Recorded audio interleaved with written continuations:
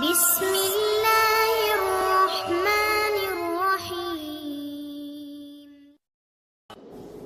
ہم ڈٹے ہوئے لوگ، سرکار نے فلاح انسانیت کے لیے جو دوسرا کام کیا نا، وہ لوگوں کو احساس دلایا ہے کہ اگر غلطی ہو جائے تو تم نے بندوں کے سامنے اپنے آپ کو کلیئر نہیں کرنا، تم نے تو رب کے سامنے اپنے آپ کو کلیئر کرنا، اللہ کے سامنے تم نے بچنا ہے کہ میرا گناہ معاف۔ اور حضور احساس پیدا کرتے تھے۔ بخاری شریف میں قبیلہ غامدیہ کی اس عورت کا تذکرہ موجود ہے جو خود آئی تھی، کوئی گرفتار کر کے نہیں لایا تھا، از خود آئی۔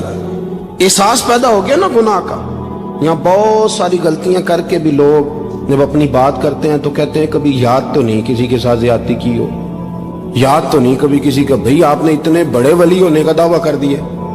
انسان تو انسان رہتا ہے۔ بڑے بڑے لوگ کہہ گئے کہ یا اللہ اگر انجانے میں بھی بھول گئے ہیں تو ہم سے درگزر فرما، لیکن جب ہم تیار ہی نہیں ماننے کو۔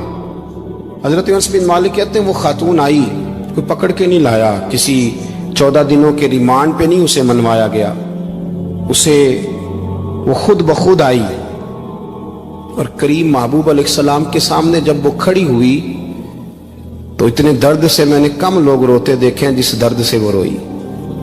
عرض کرنے لگی حضور میں غلطی کر بیٹھی ہوں، مجھ سے زنا ہو گیا، مجھے پاک کر دے۔ تو محبوب کریم علیہ السلام نے فرمایا تو کیسے ثابت کرے گی تو نے گناہ کیا؟ یعنی مجرم کو ثابت کرنا پڑ رہا ہے کہ میں گناہ گار۔ یہ وہ کمال ہے کہ انسانوں کو احساس ہونے لگے کہ یہاں ہم غلط ہیں۔ جب اعتراف جرم ہوتا ہے، جب بیماری کی تشخیص ہوتی ہے تو پھر اس کا علاج بھی ہو جاتا ہے۔ حضرت انس بن مالک کہتے ہیں وہ عرض کرنے لگی حضور میرے پیٹ میں ناجائز بچہ ہے۔ حضور نے فرمایا جا جب بچہ پیدا ہو تو پھر آنا۔ وہ 8 ماہ کے بعد آئی تو اس کی گود میں پھول سا بچہ تھا۔ حضور نے فرمایا واپس جا، جب روٹی کھانے لگ جائے تو پھر آنا۔ وہ 2 سال 2.25 سال دودھ پلاتی رہی، پھر جب آئی تو بچے کے ہاتھ میں روٹی کا ٹکڑا تھا۔ کریم محبوب صلی اللہ تعالی علیہ وسلم سے آ کے جب اس نے بات کی تو وہ درد سے روئی، کہنے لگی یا رسول اللہ 3 سال ہونے کو ہیں، میں نے گناہ کیا ہے، میں ساری رات سو نہیں پاتی۔ حضور تڑپتی، اگر اس حال میں مر گئی تو اپنے رب کو کیا منہ دکھاؤں، مجھے پاک کر دے، میرے حال پہ رحم فرمائے۔ محبوب کریم صلی اللہ علیہ وسلم نے بچہ ایک صحابی کو دیا، فرمایا بچوں کی طرح پالنا، اور کہا اسے لے جاؤ، پتھر مار مار کے اسے سنسار کر دو۔ صحابہ کہتے ہیں اسے پتھر لگ رہے تھے اور حضور بیچانی کے ساتھ ٹہل رہے تھے۔ آ کے خبر دی حضور وہ تو وصال کر گئی، انتقال ہو گیا۔ فرمایا یہاں تک تو بات اس کی تھی۔ حضرت انس بن مالک کہتے اب محبوب کریم نے صحابیات سے فرمایا اسے غسل دو، کفن پہناؤ، جنازہ تیار ہو جائے تو مجھے خبر کرنا۔ حضرت انس بن مالک کہتے ہیں غسل ہوا، کفن ہوا، جنازہ تیار ہوا تو حیران ہم تب ہوئے جب میرے محبوب نے فرمایا صفے بناؤ میں خود جنازہ پڑھاؤں گا، میں خود جنازہ پڑھاؤں گا۔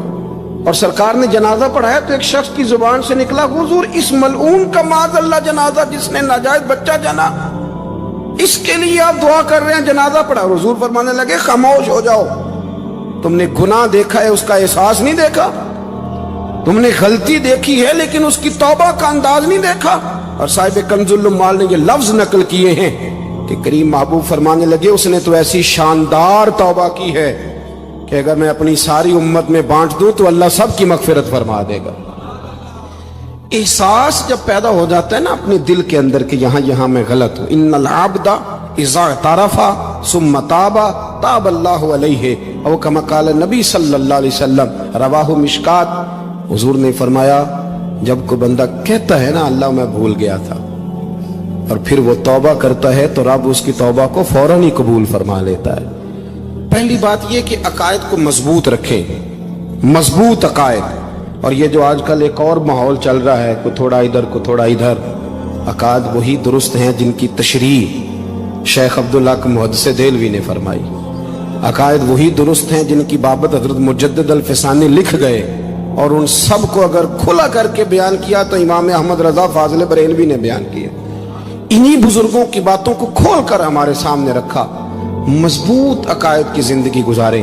اور دوسری بات اگر کبھی کوئی غلطی ہو جائے پھر اس کا احساس پیدا کریں، پھر اس سے توبہ کریں۔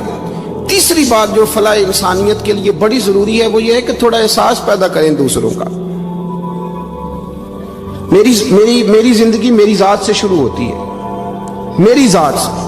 میرے سے ہنس کے بولو، میری بات مانو، میرے پیچھے چلو، میرے آرام میں خلل نہ آئے، میری طبیعت کے بھئی آپ کی طبیعت کے مطابق چلیں تو پھر تو آپ بہت بڑے خود غرض ہوئے کہ آپ نے صرف اپنے لیے سوچا. محبوب کریم کا کمال یہ تھا کہ حضور نہ دوسروں کا بڑا احساس فرماتے تھے. آپ بخاری مسلم کی وہ حدیث پڑھیں تو حیران ہو جائیں کہ سرکار فرماتے ہیں میں جب نماز کی نیت باندھتا ہوں تو میرا دل کرتا ہے میں لمبی نماز پڑھاؤں. جب میرا کسی کام کرنے کو دل کرے تو پھر میں ساری دنیا کو چلنی پڑے تو میں کر جاتا ہوں. لیکن حضور فرمانے لگے کہ میرا دل کرتا ہے میں لمبی نماز پڑھاؤں، لیکن پھر میرا خیال آتا ہے کہ پیچھے بوڑھے بھی ہیں، بیمار بھی ہیں، بچے بھی ہیں. یا رسول اللہ نماز اللہ کی اور خیال بندوں کا. فرمایا میں بوڑھوں، بیماروں اور بچوں کا خیال کرتے ہوئے اللہ کی نماز کو مختصر کر دیتا ہوں. احساس جب طبیعت ہمارے ہاں نا تیزی کے ساتھ احساس ختم ہوا ہے، تیزی کے ساتھ ہم نے اتنی نفی شروع کی. ہمارے تو اہل تصوف میں الا ماشاءاللہ اب تربیت کا طریقہ یہ ہے کہ صرف میں ہوں، میرے سوا کوئی بھی نہیں. حالانکہ طریقت تو اس کا نام تھا کہ میں نہیں باقی سارے ہی.